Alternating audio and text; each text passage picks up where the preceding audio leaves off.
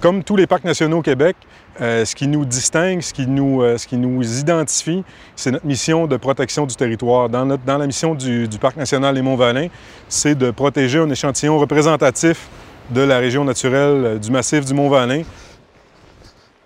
La neige au Parc national des Monts-Valin, c'est un élément important qui est toujours présent.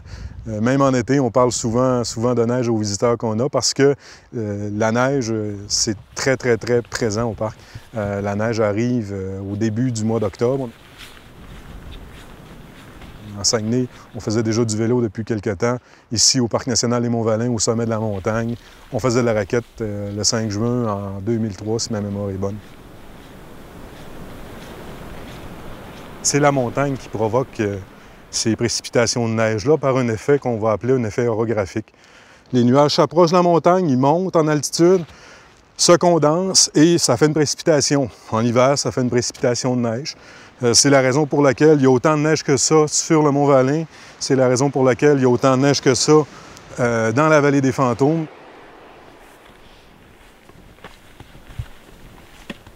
On a vu jusqu'à 7 mètres en précipitation pour 3 mètres et demi de neige au sol. On a des services là, où est-ce qu'en hiver, on amène les gens avec nos minibus sur chenilles, on amène les gens au sommet déjà de la montagne et ce qu'il leur reste à faire, c'est une petite randonnée d'1,5 km pour vraiment accéder au plus beau point de vue. Ce qu'on aime à dire, ce qu'on va dire de plus en plus, c'est qu'au Parc national des Monts-Valin, chacun peut trouver son sommet en fonction de ses goûts, en fonction du temps, en fonction de l'effort qu'il peut y mettre.